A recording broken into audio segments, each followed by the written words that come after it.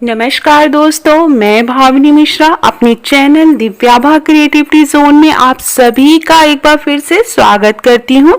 कैसे हैं आप लोग? सबसे पहले आप सभी को करवा चौथ व्रत की बहुत बहुत शुभकामनाएं। इस वीडियो में मैं आपसे शेयर करने जा रही हूँ करवा चौथ व्रत की संपूर्ण पूजा विधि, कैसे करते हैं, कैसे पूजा करते हैं। वीडियो देखिए और पसंद आए तो मेरे चैनल को प्लीज़ सब्सक्राइब करिएगा। बगल में बेल आएगी, बेल पे क्लिक करेंगे, 3 ऑप्शन आएंगे, ऑल पे क्लिक करना है। तो करवा चौथ व्रत के लिए जो पूजा सामग्री की ज़रूरत पड़ती है उसका मैंने वीडियो पहले से बना रखा है। आप डिस्क्रिप्शन बॉक्स से वो वीडियो ले सकते हैं या फिर इस वीडियो के एंड में एंड स्क्रीन आएगी, आप वहां से इस वीडियो पे क्लिक कर सकते हैं। तो वहां से आपको संपूर्ण पूजन सामग्री के बारे में जानकारी मिल जाएगी। पूरा वीडियो बना हुआ है या आप डिस्क्रिप्शन बॉक्स में भी लिखा हुआ है, लिस्ट बनी हुई है। तो करवा चौथ व्रत के लिए हम 2 करवे लेंगे, एक पीतल का करवा है और एक मिट्टी का करवा है। मिट्टी का करवा हर साल हम बदलते हैं और ये पीतल का करवा हर साल हम इसी करवे से चंद्र भगवान को अर्घ देते हैं। पीतल का करवा हमेशा मायके के पैसे से खरीदा जाता है और पीतल के करवे में हम जल भरेंगे, उसके बाद अक्षत, कुमकुम, हल्दी डालेंगे, फूल डालेंगे। उसके ऊपर चावल से भरा हुआ इस तरह का एक कटोरी या पात्र रखेंगे, करवे के साथ आता है, पीतल के करवे के साथ। फिर हम इसी तरह चावल भरेंगे एक बड़े दिए में। मिट्टी के करवे के लिए उसके ऊपर छोटे दिए रखेंगे। अब इसमें हम इस करवे में 4 पूरी डालेंगे, 4 लड्डू डालेंगे। ये चावल के लड्डू हैं, आप इसकी जगह कोई भी सफ़ेद लड्डू ले सकते हैं। 4 ठोकवे डालेंगे, आटे का ठोकवा है। 4 बतासे डालेंगे और इस करवे में हम इसको सबको भरेंगे। आप फरा अगर बना रहे हैं तो आप उसमें फरा भी भर सकते हैं। तो 4 पीसेस फरे के डालेंगे। सबसे पहले हम उसमें लावा डालेंगे। देखिए लावे के बाद मैंने ठोकवा डाला, तो इस तरह से 4-4 की संख्या में डालना है। ठोकवा, 4 पूड़ी, 4 बतासे, 4 लड्डू। इसमें मैंने जल डाला है पीतल वाले में। तो मिट्टी वाले करवे में मैंने खाना भरा हुआ है और पीतल वाले करवे में मैंने जल भरा हुआ है। अब उसके बाद जो ऊपर चावल हमने भर के रखा था उसके ऊपर हम फरा रखेंगे। ये फरा चने की दाल और आटे का बना होता है। अगर आप ये नहीं पा रहे हैं तो बहुत से जगह छोटे छोटे कच्चे आटे की गोली बनाई जाती है और 4-4 गोली इस तरह से कलश के ऊपर रखी जाती है, करवे के ऊपर रखी जाती है। तो आप फरा रख सकते हैं या कच्चे आटे का फरा, मतलब कच्चे आटे की आप 4-4 गोलियां बनाकर दोनों करवे के ऊपर रखेंगे। एक करवे पे 4 और दूसरे करवे पे 4। तो बहुत से जगह कच्चे आटे की गोली भी बनाई जाती है। उसके बाद मैंने एक पीतल का कलश लिया है। ये करवा नहीं है तो कंफ्यूज मत होइएगा, ये सिंपल कलश है। हम कलश स्थापना कोई भी पूजा करते हैं तो कलश स्थापना करते हैं। उसमें भी हम जल भरेंगे, कुमकुम, अक्षत, रोरी और फूल डालेंगे। तो कलश स्थापना के लिए आप पीतल का या स्टील का कलश ले सकते हैं। अब मैंने 1 रुपये का सिक्का लिया है जिसको कि हम पीतल वाले करवे में डाल देंगे। ऐसा माना जाता है कि पीतल के करवे में इस तरह से सिक्का डालने से, चंद्र भगवान को अर्घ देने से धन धान्य से परिपूर्ण रहता है आपका घर। अब कलश के ऊपर भी एक मिट्टी का पात्र रखेंगे, उसमें हम चावल फिल करेंगे। अब हम एक चौकी लेंगे और उस पर लाल रंग का नया कपड़ा बिछाना है। नया कपड़ा बिछाएंगे, गंगा जल से आचमनी करेंगे। उसके बाद मैं छोटी सी रंगोली बना रही हूँ। अपने हाथों को भी शुद्ध करेंगे, आचमनी करेंगे। अब उसके बाद मैं बना रही हूँ छोटी सी रंगोली। तो आप चावल के आटे से या गेहूं के आटे से भी बना सकते हैं। मैं इस तरह की चावल की रंगोली, तो इस तरह से आप चौकी को डेकोरेट कर सकते हैं और ये बहुत शुभ होता है किसी भी कार्य में रंगोली का बनाना। उसके बाद हम अष्टदल कमल बनाएंगे जिस पे हम कलश स्थापित करेंगे। रंगोली बनाने के बाद हम सबसे पहले फ़ोटो को स्थापित करेंगे। इस तरह की फ़ोटो मार्केट में मिलती है। आप ये फ़ोटो एक बार खरीद के हर बार इस फ़ोटो को आप यूज़ कर सकते हैं। तो इसमें भगवान गणेश जी की प्रतिमा रहती है, शिव परिवार, माता पार्वती, शंकर भगवान जी की शिवलिंग की प्रतिमा रहती है, चंद्रमा की प्रतिमा रहती है। तो इन सब की हमें पूजा करनी रहती है। उसके बाद हम बीचों बीच चौकी के अष्टदल कमल बनाएंगे, उसके ऊपर हम कलश स्थापित करेंगे। कलश के ऊपर फिर हम स्वस्तिक बनाएंगे कुमकुम से, जो कि बहुत ही शुभ होता है। अब हम कलश पे कलावा बांधेंगे, जिसको रक्षा सूत्र भी बोलते हैं, और इस तरह से हम 4 बार लपेटेंगे। उसके बाद कलश में हम हल्दी कुमकुम अक्षत चढ़ाएंगे।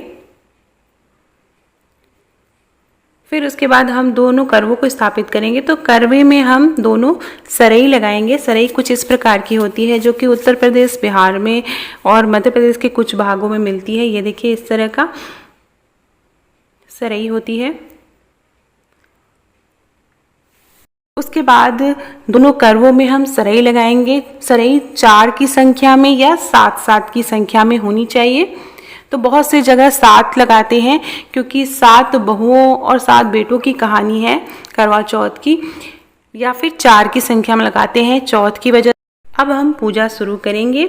आप चाहें तो जो कलश स्थापना की हुई है उसमें आप दीपक जला सकते हैं, लेकिन सबसे पहले हम फोटो की पूजा करेंगे, श्री परिवार की पूजा करेंगे, उसके बाद दिया जलाएंगे। सबसे पहले फोटो में गणेश भगवान जी की प्रतिमा बनी होगी, सबसे पहले उनकी पूजा करनी है।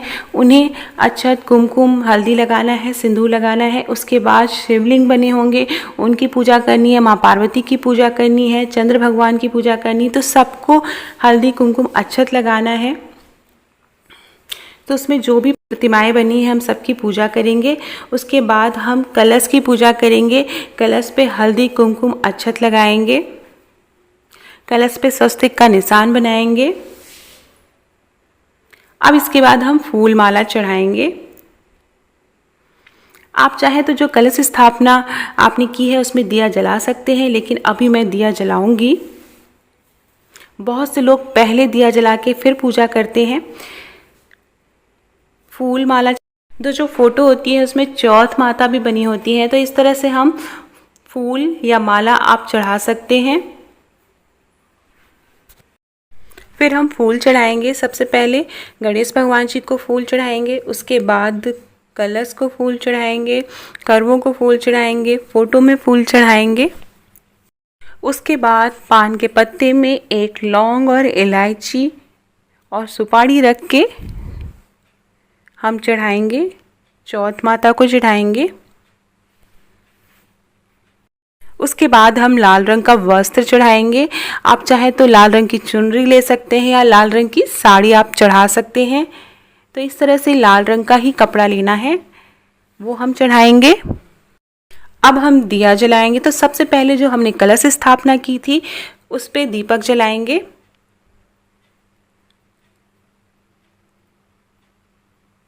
फिर हम करवों में दीपक जलाएंगे।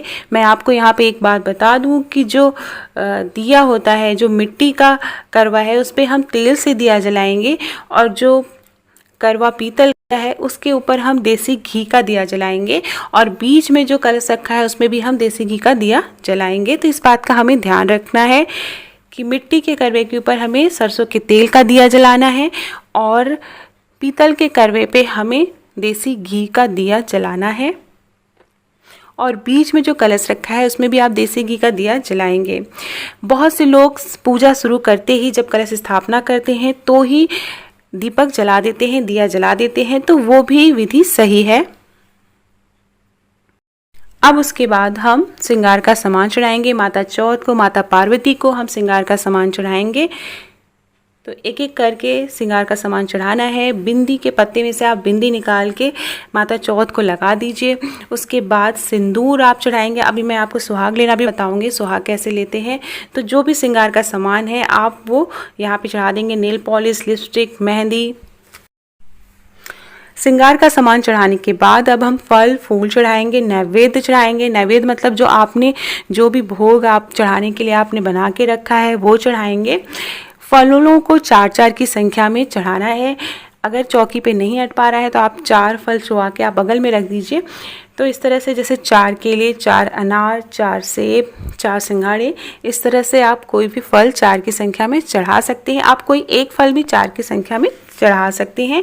जो भी आपकी शक्ति हो, जैसे आप चढ़ाना चाहें वैसे चढ़ा सकते हैं। नारियल चढ़ाएंगे। नारियल बहुत ही शुभ माना गया है, तो इसके ऊपर हम कलावा लगाएंगे। इस तरह से रच्छा सूत लगा के हम नारियल चढ़ाएंगे। उसके बाद पूड़ी, खीर, आप जो भी आपने बनाया हो भोग में लगाने के लिए।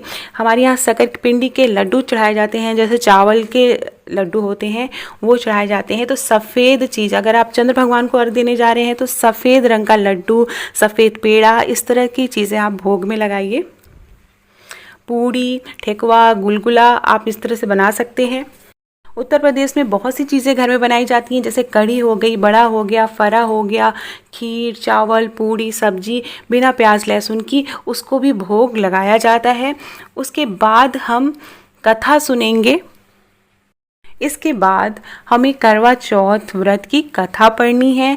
तो आपके पास बुक है तो आप बुक से पढ़ सकते हैं, नहीं तो लिंक मैं डिस्क्रिप्शन बॉक्स में डाल दूंगी, आप वहाँ से देख सकते हैं। करवा चौथ की व्रत कथा साहूकार के 7 बेटों की कथा है और एक बेटी की कथा है, जिसे सुनना बहुत ज़रूरी होता है।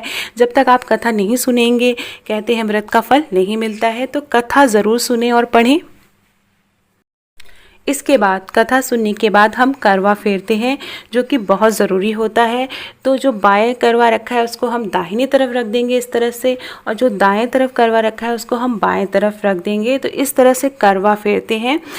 जैसे पंजाब, हरियाणा, राजस्थान में ग्रुप में महिलाएं पूजा करती हैं तो वहाँ थाली फेरती हैं, तो उस तरह से वो करवा फेरने की जो पूजा है वो करती हैं।